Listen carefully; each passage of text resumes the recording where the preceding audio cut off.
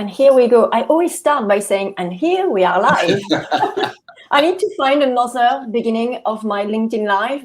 A very good morning, everybody. I'm Nadine Parry. I'm an executive and leadership coach, and I'm a workplace mediator. Beautiful.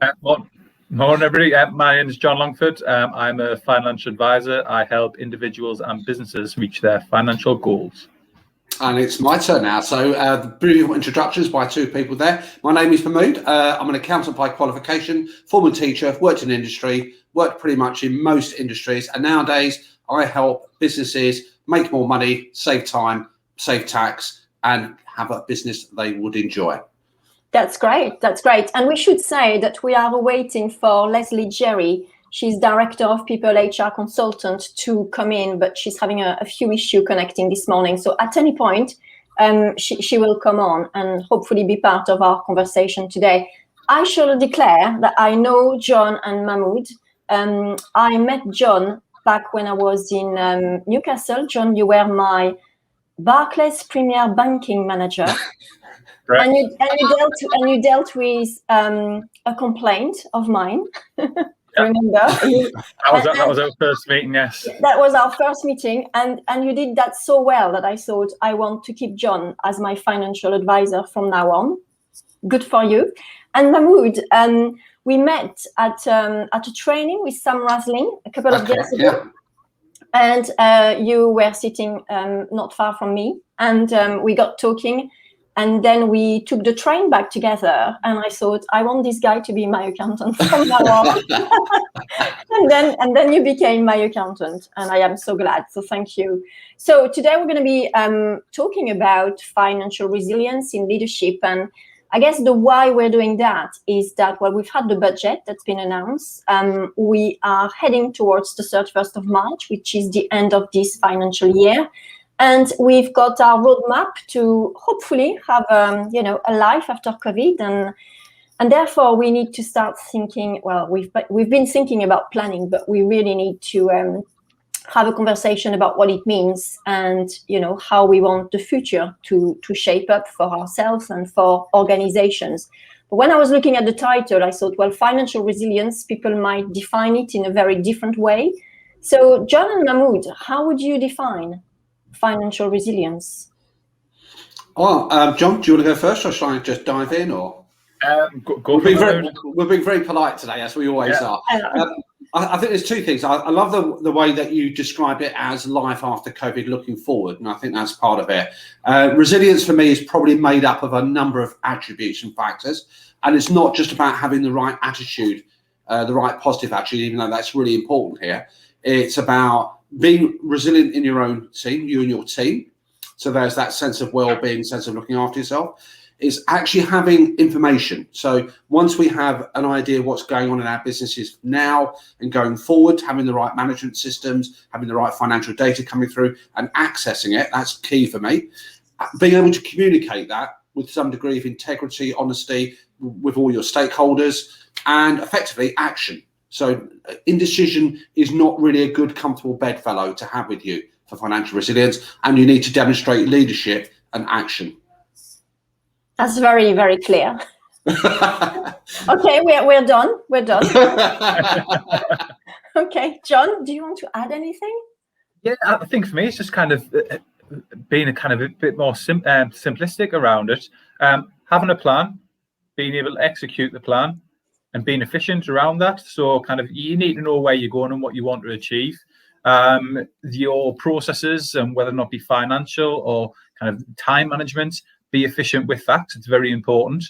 And then to get to the plan, I'd say, now I'm biased around this, but surround yourself with people who know what they're doing, specialists. So whether it be your financial advisor or your accountant or your HR representative, because those people will add that resilience and make sure that the plan comes into place. Now, there's lots of different areas that will branch out in smaller ways in which you can achieve that, but I think that's the the broad umbrella of it. I love the surround yourself with the right people, which is exactly what I've done in my business. There is one thing that you've not mentioned, which for me is important, is to learn from the past as well. If you want to be resilient, is look back and it's not necessarily the mistake that you've made, but the why you made certain financial decision at a specific time, given the context, and the why now those decisions could perhaps be quite different. Yeah, I think, as I said, I think in everything we do, we always reflect backwards and we always learn. So it is a real kind of important thing to be able to kind of reflect, analyze, and evaluate what you've done. And I say kind of best practice is kind of a massive part of my education, and that's probably where I learn more than anything else. And it's by surrounding myself kind of with my peers and finding out what the best practices are, pulling them together and thinking what will work for me, because not everything will work for everyone. So it's taking the bits that will work for you and then your business and kind of what you're trying to do. I think that's going to underpin all that. I'm warming to everybody here very much so, because it's the idea of planning. So I think businesses, leaders need to have a planning mindset. So that's certainly looking ahead in terms of the direction you want to take your business, the direction you want to take your organization, and that future direction is going to be defined to some extent by what you've done historically. All good organizations, I think, always have a culture of learning. So you've got to accept that, you know, things may not go the way you want them to go. Things may go wrong. Things may not happen correctly. But if you've got the right people you're surrounded by, if you've got the culture that's receptive to learning from those past happenings, then I think you're in a much stronger position here. I mean, the history is littered with lots of examples. Edison is the much quoted cliche one of not 10,000 mistakes, but just 10,000 steps to get to the eventual light bulb. So yeah, I think it's about learning from what you're doing, but it's having a direction. I think planning, looking ahead is definitely got to be underpinning everything that we do, because that will define the people we're going to work with. That will define what we need.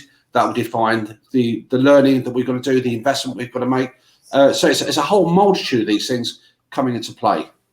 Do you think that, I mean, certainly when I plan, I also look at I always do my risk assessment, my due diligence, and I quite like leaving a little space for the unexpected, because I like to be surprised by what's going to come to me, you know. And this week something happened with my business, and it was a really nice surprise.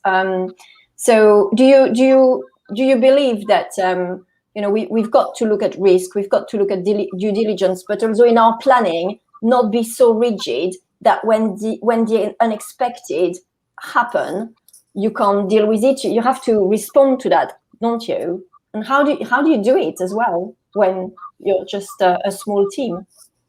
I think part of a plan might be not to have a plan. Sometimes and that sounds kind of as daft as it is, but kind of my role, financial planner, what I do is sometimes I feel a little bit negative, because what I need to do is sit down with clients and think, kind of, we know where we want to get to, but what could go wrong and what could hinder that progress. Now, don't get me wrong, kind of, if I can predict everything that could go wrong, I'm doing my job really well. But I also need to have a bit of flexibility in my own processes and confidence in my ability as well to think, actually, if something goes wrong, exactly what you're saying, I can react to it in a positive manner, and again, in an efficient manner, to get that sorted. Because with the best will in the world, kind of nobody can predict the future. If you could predict the future, then kind of, I suppose, kind of a lot of roles would be obsolete. So yeah, planning is really, really important, but it's having the flexibility and the confidence in yourself to know actually you can react to things that do happen. I mean, I think that's for me, Nadine, but taking on board those things, I think for me, for the planning, and I would probably make the analogy with like a journey. So once the world opens up and we decide that we want to go on a holiday, we've got an end point. So we've always got to have what I would call purpose and an end destination in mind, you know, a defined goal that's measurable. Now, so if I decide, for example, you know, I'm going to take a holiday to somewhere in the UK, I might travel up to Northumberland, beautiful part of the world. Well, I might decide that my journey is going to be essentially driving in there. Now, as I'm driving, I might encounter roadblocks. I might suddenly get my cars breaking down. I've still got in my mind that I want to get to Northumberland as my destination. I'm then going to measure up, you know, do I actually then choose an alternative method of transportation? Do I take more breaks? So how the actual physical journey is done is always going to be flexible, going to be adaptable. But I've still got in my mind, Northumberland is my end destination point. And in business, so John, I would imagine in a context of retirement planning, somebody says they've got an objective, what they want to have a certain quality of life. a certain thing, and it may be to say this is the investment route that we go down. Well, the stock market can change, things can change, and you might divert slightly. In your, I would imagine, Nadine, same as well, you've got an end purpose in mind, and you're working towards that. So I think you can't divorce yourself from having an end goal purpose. If you've got that, it's much easier to make that journey. Yeah. We've got Jenny Lin. Actually, Jenny is a colleague of mine, and Jenny is asking, how can you plan ahead in the current climate when certainties are lacking? I think that's always the case. Nothing's ever certain. So again, that comes back to kind of your research and analysis of what's went behind. Now I'm kind of thinking in my mind, financial planning particularly, but we know that this time last year, we were just getting to grips with COVID. Coronavirus is probably a brand new word to me, likes of Zoom. I was opening up for the first time. So I was learning. However, the principles around what we do, they stretch back over kind of 10, 15, 20, 100 years. Those principles are always the same. So if we look forward into the future, those principles will still stand. I think kind of the blips are elements in time. So if we go back 18 months, kind of we didn't know we were going to have a big blip. So that's when we're reacting to it. But again, kind of through our knowledge and kind of education, we also know that longer term planning, kind of we've got a bit more of a smoother road. I mean, I think Jenny raises a very good point there, Nadine, and I think that people saying, how do we know what's going on? And I come back to this idea about a planning mindset. Now, with 26 years of running my own businesses and helping other clients, I've experienced, shall we say, rocky times when we've had recessions, when business hasn't been going quite well. Underpinning it, I think, really is when we think about a journey plan, I would say ultimately you need to produce, for example, what I call a cash flow plan. That says typically, this is the route map that I'm taking. This is what it means financially. And therefore, if you build that model, for example, correctly, and you can then subject it to saying, actually, this is the route plan I'm taking in the best situation. If things go not quite as well as I expected, so I don't have as many customers, it takes a bit longer to get where I want to, costs go up, you can actually see the impact on that. And having some idea of what I call foresight, but not predictability, I promise you actually reduces and minimises the anxiety. Not knowing what's going to happen is not a reason not to plan ahead and get a financial plan. Yeah, and I guess it's an opportunity as well to assess what you're doing, to look at value for money and cost effectiveness. Because when you look back at your business and you look at the expenses, or everything that you are using to the cost of running your business, when you look at those and you think, well, do I really need that? And what's the impact of that? And the so what? Then actually you can plan ahead and say, I'll abandon that because there's no return on investment. I'll bring that because it's quicker, it's enabling me to communicate with more people, for example. The reach out is bigger. I think it's really important to constantly assess what you are doing and to look at it from value for money and cost effectiveness and return on investment. I mean, I sometimes wonder if I'm not self-obsessed by that when I run my business, because I constantly, every month, I look at, okay, how did I use that platform? How am I doing with this? And how am I doing with that? And it's making me reflect on if it's not achieving what I wanted to achieve, then I change not the destination, but I change the road. 100%. I think it's about this idea of actually, if you have an understanding of what's going on in your business, you can challenge these things. And I think whatever other people have found is that I think since the pandemic kicked off last year, what a lot of people did, they took that time, they actually reflected, because finances were quite squeezed. They actually looked at what was going through their bank accounts. They looked at all the subscriptions that were going on. They looked at the cost of services they were accessing and saying, is this value for money? Does this serve my business? Does it serve my customers? And I think that conversation here about challenging things in your business has got to be had. If we had people that we were using for external, say, marketing support, and those people weren't delivering, we weren't getting the results, we would hopefully have the courage and the strength to challenge that and say, what's it bringing to my business there? I think people, generally speaking, have got very poor money mindsets as well. And that's probably half the reason why we don't actually connect with our numbers as well as we should do. I think this is really important. So I know I fall guilty of this sometimes, and not just kind of from business, but in everyday life.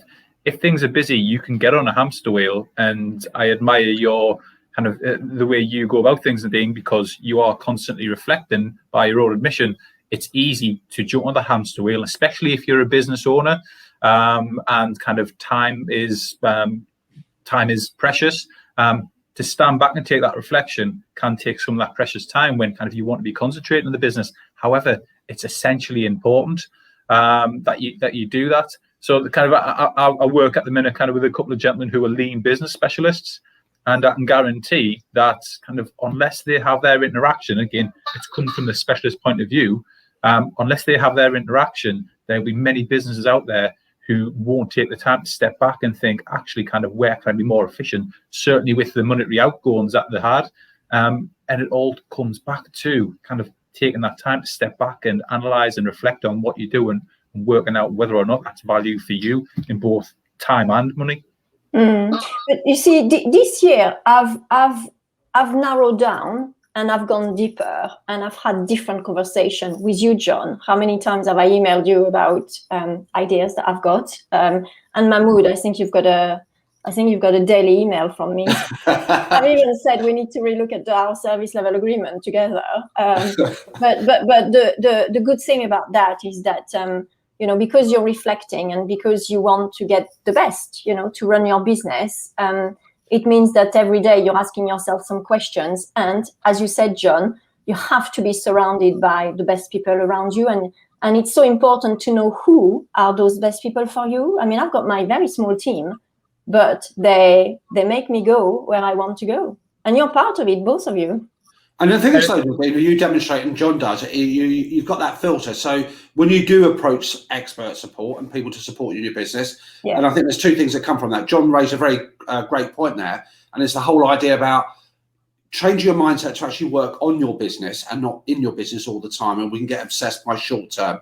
But you had a clear understanding in your own mind what you were looking for or what you didn't want. So therefore, when you were, looking for new support here, you had a clear idea what you wanted that individual or individuals to do, and therefore you already defined your standards there. When you go into a business thing here, again, I always come back to this mindset, and it took me, let's say I've been doing this for 26 years, it took me about 2 or 3 years to slowly learn a transition from working for a big organization to working for myself.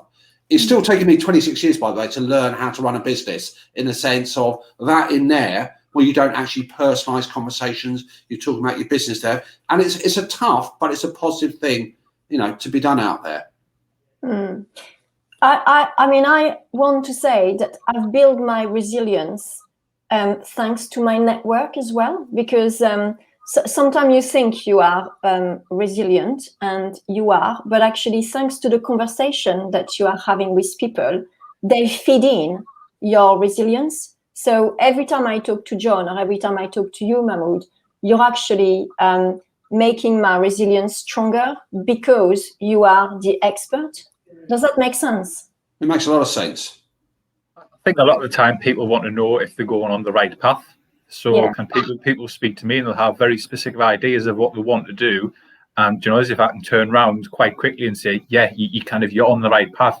Fantastic. Sometimes that might need a little bit of a tweak. Kind of, have you thought of this? Have you thought of that? Kind of what's your understanding of this part over here? But I think a lot of the time people will just want that little bit of kind of handhold and say, you're doing great. And again, it comes to a trusted person to be able to turn around and say that, for you to be able to kind of go on and kind of complete the plan, complete the kind of whatever you're doing at that point.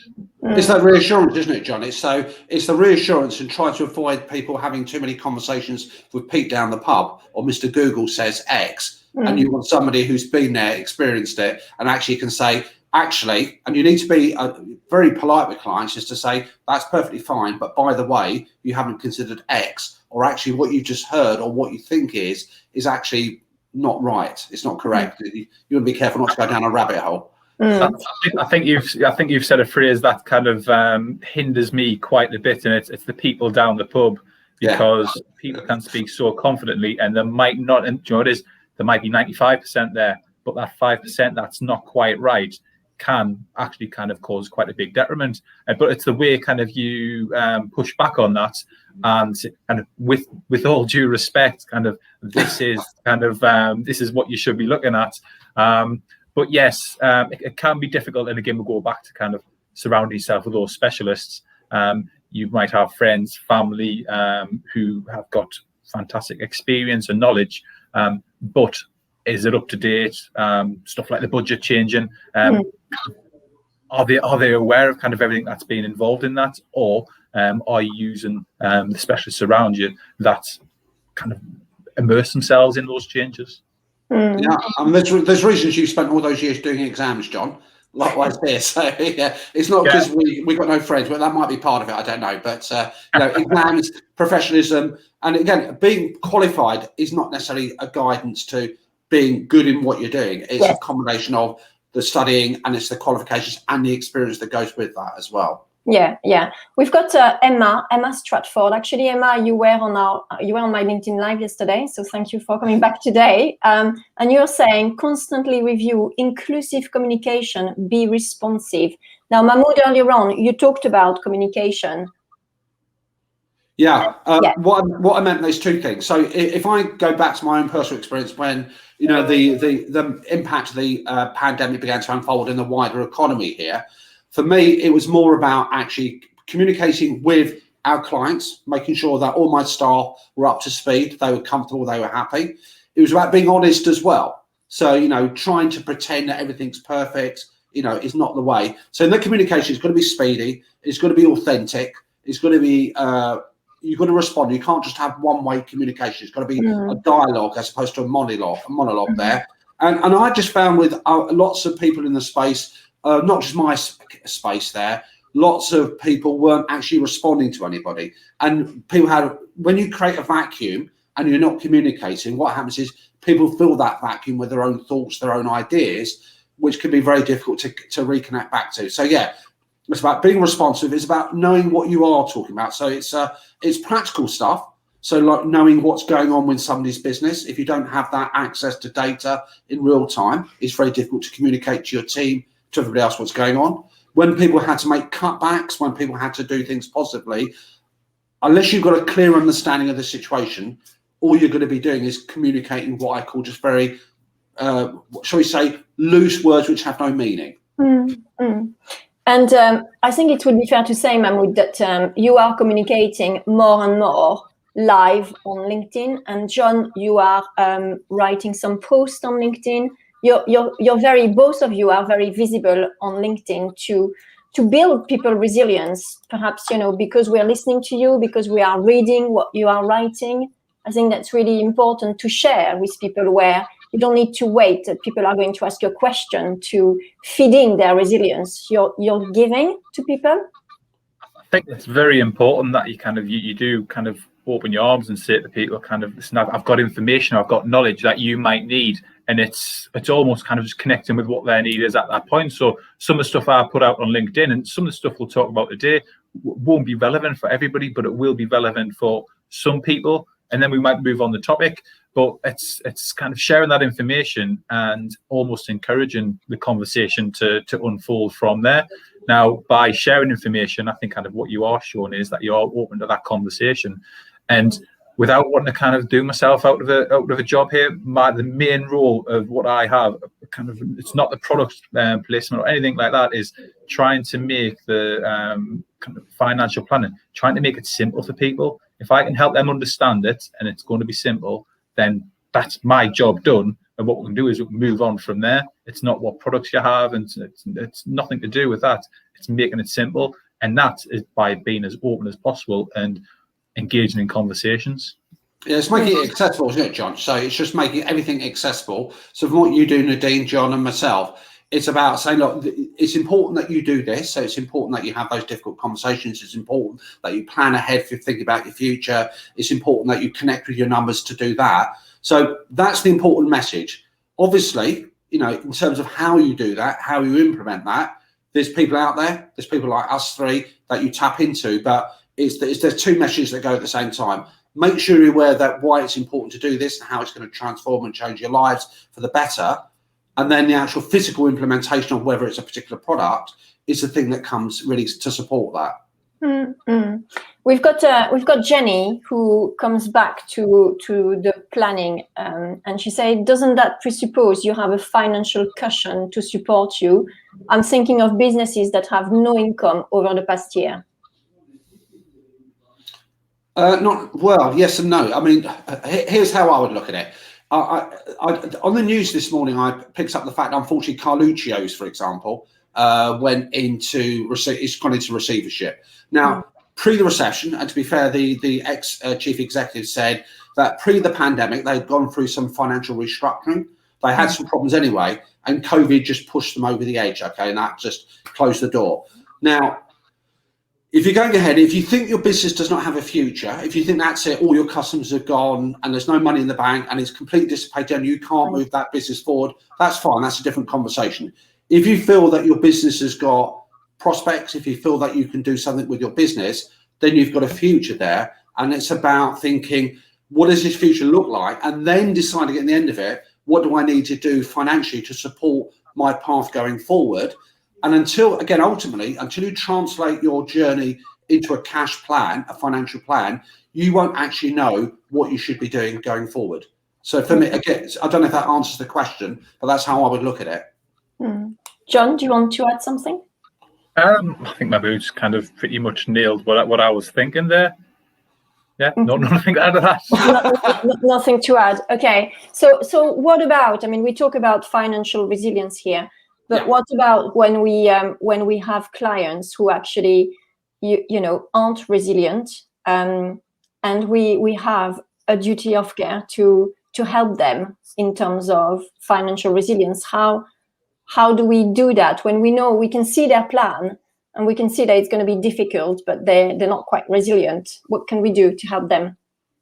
I think a year ago is a perfect example of this. So I was very lucky in the fact that when we were all asked to come home and leave our offices and sit in dining rooms and offices, I had a task of ringing kind of a number of our clients.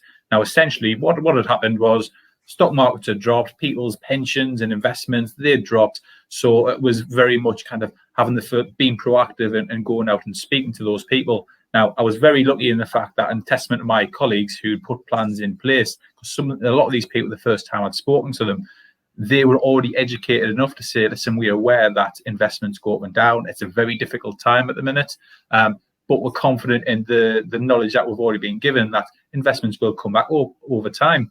Now, as it turns out, that time frame was quite small, and it was all within 2020, which was fantastic.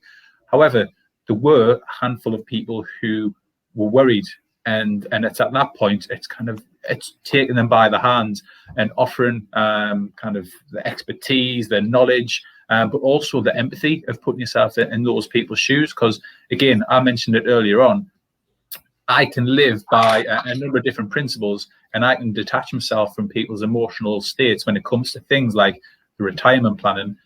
However, these people are very involved in that. So what you need to do is kind of need to get on their level. Again, the empathy is a massive, massive part. And then it comes back to, again, what I've just recently said, it's the education part of it. So I can be cool, calm and collected, offer that educational piece, but it's about being empathetic as well and showing actually kind of you do care. Yeah, I think that's right. I mean, I would say there's one small thing I would add to that. I think empathy is an absolutely essential criteria, whether you've got a pandemic or things are really rosy and positive, okay? Putting yourself in the customer's shoes, your client's shoes is a critical thing. I think you can give them the tools, that you can encourage them, tell them their support. But ultimately, once they got themselves in a better headspace, then you've also got to remember they are the ones who do the action. So, whether it's a family with children who are about to leave home, you support them, they're always going to be there to love them, look after them. But ultimately, that business owner has got to have that space and comfort to actually take that action themselves. You can't do it for them. You can just be there to empathise, support them, give them the tools, the resources, knowing that you can be there in the background. But ultimately, that business owner is also going to take some responsibility for moving their own businesses forward. So in the context of the new budget and the end of the tax year, I guess the question will go first to John. What are the kind of financial planning that we should be thinking of? I suppose it's just being aware of, and kind of this will go back to Mahmood a lot as well, but it's being aware of kind of what has changed. So things like the personal allowance, what we're allowed to earn on a yearly basis, it's creeping up, but it will freeze. Now, what that means is, in the kind of the bigger context, is we will down the line pay a little bit more tax for business owners. Corporation tax will be going up shortly. And again, that might affect how you manage the money within your business, because kind of they'll be planning down there about kind of what you want to take out the company now, or what you want to take out tax efficiently in future. But it's a very broad question to nail down into one answer, because everybody has a very different background and a very different plan moving forward. But I don't want to bang on about it. It's surrounding yourself with those specialists, because that specialist will react to your circumstances and help you with that plan, educate you around what's changed. So read. What you're saying is read, keep reading, and keep reading. Go on LinkedIn Live. Go on webinars. Read. Get yourself on any kind of social media and have a look what the experts are saying. But also be aware that kind of you need to almost kind of take away from what's relevant to you, and put it as part of your plan. But again, that's where the likes of, I think Mahmood especially, as a tax planner, he will be able to relate any changes and relate anything that's happened. And I've done this specifically with Mahmood. When we had a meeting last week, I rang him up straight after and said, Mahmood, there's something happened in the budget there. I've got an understanding in my head of what's happened, and I think this is how it's going to affect me. Can you just confirm I'm on the right lines? And he went, yeah, you are on the right lines. And it's emphasising what we've just been saying there. It's getting that clarification from a trusted partner that actually kind of we are on the right lines. However, if you'd have turned around and went, John, you've got this completely wrong, again, that would have been so valuable to me, because I'd misunderstood the information that had come out. As it turned out, kind of we're both on the same page. I mean, I would add 2 or 3 things to what John said there. In terms of, particularly for the budget and what's ahead, I think there's what you refer to, Nadine. If people have got to learn the lessons over the last 12 months. So if I gave one single piece of advice to people, and I have no shame in saying this, do a cash flow forecast, a proper one. Number 2, there are headlines in the budget, which we know. So we know the landscape is changing. We know there's pressure on economic, on exchequer funds and money that's been pumped in to the furlough support scheme. There will be tax rises over the next few years. So even though, as John mentioned, the allowances are frozen, sole traders, self-employed companies, you will end up paying more tax. And number 3, down the track, and probably a conversation another day, there is lots of what I call compliance activity going on with HMRC, where they're actually investing more resources, more time, more energy to making sure what is already out there, they're tightening up the systems very acutely. So you've got to take the opportunity now to make sure your own house is in order, to make sure you're aware of what those big changes will be over the next 2 or 3 years here, and plan for them and factor them in to your business. It's because it's going to get very interesting from HMRC's point of view about what they're doing for things like digital taxes, moving online, in terms of the allowances. So yeah, don't be scared by it though, by the way, because you know it's good, it's happening. Tax is a cost as part of your life, but you can do things to mitigate and plan for them as well. But so take the lessons, do a cash flow plan, do a financial plan, talk to people like John, talk to people like yourself, Nadine, talk to people like me, and look at it as a positive. Because one thing I've learned, the closer people understand what's going on in their business financially, it's great. It's a cathartic experience. It minimizes the anxiety.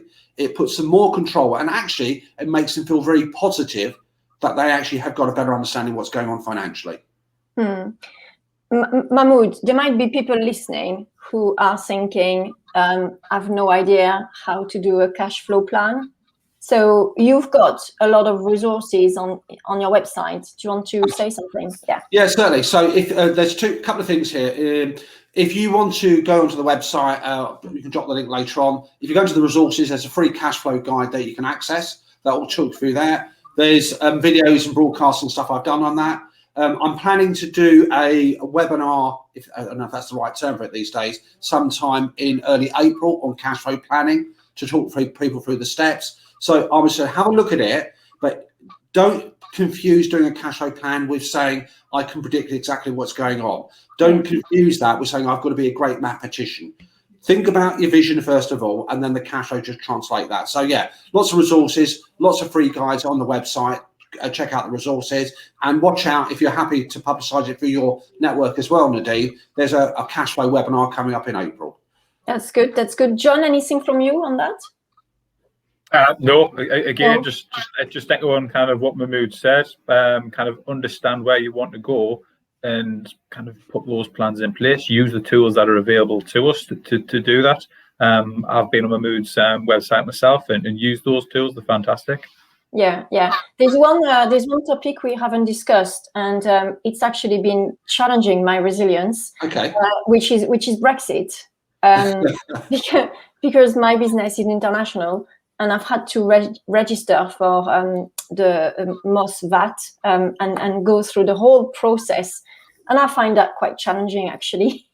And it's challenging your resilience because the administration process is fairly cumbersome and lengthy because you have to read a lot of documents that really I don't speak that jargon at all.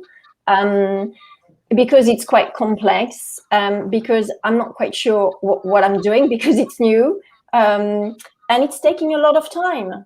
It's, when you're a one-person business, I mean, if you're an organization with with a team, that's fine, you can delegate. But for, smaller business like mine, my resilience has been tested because I still want to operate in Europe, but I'm having to spend quite a lot of time processing what I'm supposed to be doing. So what would you say to that, Mahmood and John? John, do you want to go take this first? I'll talk about VAT and other stuff later on. I was going to say, kind of, I think just generally just be open to the adaptation and knowing that there's going to be some hurdles ahead. I think we're all aware that kind of legislation, when it's changing, it hasn't been simple for a lot of people. And it's almost kind of dig in. If you want to operate within those markets, kind of you will find a flow of getting there. But I think there's a massive learning curve that we're all on at the minute. And I'm not sure kind of anybody is kind of 100% all fair with it. We're all learning together, whether or not kind of UK citizens or whether or not you're part of an EU country who was dealing with the UK as well. Kind of, I understand it's difficult, but educate yourself, kind of roll with the punches, and kind of you will get there. But it's having that open mind, it's having that resilience, that mental resilience to say, I'm going to keep on going and get there. Yeah, absolutely. I mean, I have lots of sympathy because I think there's two things. And I'll just say, I've written on this, if people want to check out the website, there's articles on Brexit and whatever. But people who had no connection with what people could realise is once we left the EU on the 1st of January, the EU is seen as the rest of the world. However, even people in the EU aren't up to speed on their processes and procedures. I would say it's going to take about another year and a half for things to settle down, become smoother. Is making sure you get a clarity of understanding, avoid Mr. Google and avoid Pete down the pub, and make sure your advisor gives you that clarity that you need to actually understand what to do. It's largely a situation of understanding the main headlines, getting the compliance done, getting the rules and regs. There will be light touch to begin with, but 1st of July, the rules change again slightly. So you just need to be up to speed and make sure you got somebody on your bus, as I think you called it once upon a time, somebody who can actually tell you what's going on. Yeah. And I will share with people that you've got a great webinar actually on doing the registration, Mahmood. I think we should share that with people because I've done your webinar And without that, I wouldn't have been able to understand what I was meant to be doing on the 1st of January. So I think it's important to share that. I just want to ask a final point is, it's been a challenging year for everybody. I think we must recognize. People think that I'm smiling a lot, that everything is great in my life, and well, it's challenging for everybody. We've had to reflect and learn and do things differently. So what can we do to grow that resilience? Because we're not at the end of the tunnel yet. John, because you're much younger than me, I'll let you go first. Yeah, so kind of, resilience can always grow, but the way I've reflected on the last year, and I had a comment that was quite early on when we went into the first lockdown, you're being very positive about everything. And it's a case of almost getting yourself into the mindset, having a word with yourself and saying, listen, kind of, there's two ways in which it can go. If you kind of focus on the negatives, and you will become negative, or if you focus on the positives and know that if you kind of really push those positives, things will grow from it. So if I think of a year ago and sitting down with a list of clients who I didn't have a long-standing relationship with, I looked at that and thought, right, so this is an opportunity in a time of turmoil for the world to speak to those clients and introduce myself. And do you know what it is? Kind of a year down the line, when we're speaking again, I will be that person that came to them in difficult times. So from that point of view, I couldn't get out. I couldn't meet new people. I wasn't visiting people's homes or places of work. They weren't coming into my office, and kind of we weren't acquiring new clients. Actually, but we had a big client base who I was building strong relationships with, because we're in a difficult time, and I was able to offer a positive insight into that. And those people now, a year down the line, they're appreciating that. But that's with that positive attitude of saying, kind of, what can I do about this, rather than saying I can't go out. Yeah. I would probably add a couple of things to that. Is that obviously everyone looks at the world slightly differently. For me, I think what really helps you become resilient in yourself as a leader in your own business is to have the right attitude. And the right attitude doesn't mean you've got to be smiley happy all the time, because that's unrealistic. By the same token, you can't be completely down, otherwise there's no point. You've got to overall look after yourself, your own well-being. You've got to have, I'm typically quite a sanguine, quite a positive person, but it's actually saying there are moments there where you think actually things are frustrating. So being honest with yourself, making sure you've got a great team. Now, a team aren't necessarily people you're employing, but people that you've got around you. Can you talk to them? Can you have those conversations? And actually thinking, in terms of, so there's the internal thing, there's looking after yourself, there's the actual having the right mindset. And the right mindset is you don't leave your brains in your back pocket, and you keep your common sense goggles on, and don't panic. Try not to get overawed by all of that. And if it's not quite working, just go out and scream and go for a walk or whatever it is. But make sure you're not too proud not to take on external input and support if it's the right one. You've made a good point here. Yeah, sorry, John. To finish what Mahmood said, it's being open to communication. So that thing around kind of going out and screaming, speaking to somebody who's in a similar position to yourself can just give so much clarity on what's going on around you, and put things into a bit more perspective. So find somebody on your level, find a peer if you feel as if kind of your resilience is rocking a little bit, and talk to them, because again, kind of there'll be lots. The old adage that there's never a silly question. Because lots of people in that room will want to ask that. There's also, you can relate that to, there'll be a lot of people feeling similar ways to you, but unless you kind of open up and talk about that, you won't realize. And there's a bit of comfort in knowing that you're not alone in that. I think I will say something, Mahmood, about what you've just mentioned, that your own team doesn't have to be people that you employ. I mean, I'm a one-person business, but I've got people around me, and I have to say that my 4 children have played a significant role in my business this year in terms of building my resilience. Generation Z, millennials, they offer a very different perspective. And I did a LinkedIn Live a few weeks ago with some students from King's and UCL. And they have a very positive mindset, and they see things in a very different way. And I think we can learn from that. I mean, I'm listening to them and I'm saying, yeah, actually, why am I not thinking like that? So I think for me, it's also making sure that in my team, in my sounding board, I have people from different generations. Yeah, different. I think you're right there. I think you've got to actually, I think John mentioned about empathy. You've got to be able to take on board and have the character that says there are different points of view. There are different inputs there. You may not have to agree with them, but you've got to be receptive of not shutting down conversations and listening to other views. You've got to have a degree of certainty about your own path, though, because otherwise all you're doing is saying, oh, John said X, let me go down that route. Nadine said that, I better go down that route. And all you're doing is that all the time.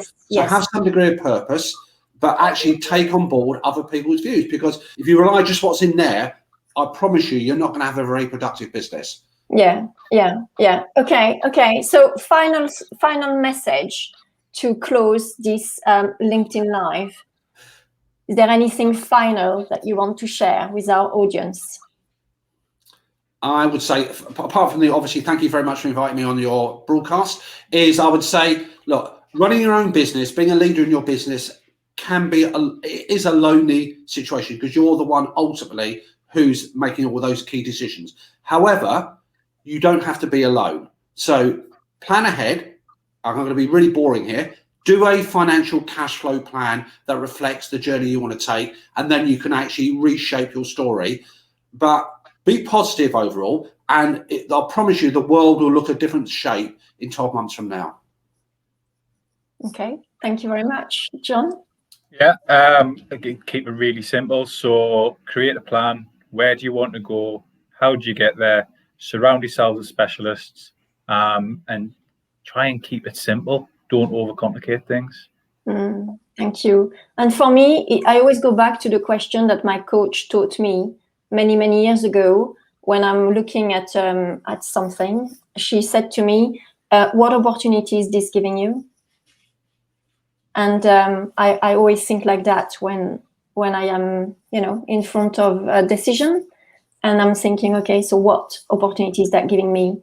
Looking at it positively and looking at it to build a different future, and also to have a legacy, and for the younger generation to learn from us, because John, Mahmood, the young generation can learn from us, and I think it's good to we keep communicating, we keep doing LinkedIn Live, we keep sharing, and ultimately we're having some great conversations like we've just had today. And I'd like to thank you both for being on my LinkedIn Live. My pleasure. It's always a privilege to have you with me now for 47 minutes. So I've got Jenny Lynn said, great advice. Sam Fuller said, some real nuggets shared this morning. Thank you, Nadine, John, and Mahmood. Thank you to both of you. Emma is saying, thank you all for this very inspiring conversation. So in the LinkedIn notes, I will make sure that, John, there is your contact, and Mahmood, there is your contact. And there is an opt-in that you can download if you're interested in what we've said. Leslie didn't manage to connect, but she has written a text in our opt-in. So if you want to have a look at what we've written, then it's available to you, and I'll make sure it's in the notes. So once again, thank you very much, John and Mahmood, and wishing you a great day. Absolutely, and same to everybody else. So be positive, be sanguine, and be safe. Thank you. Thank you. Yeah.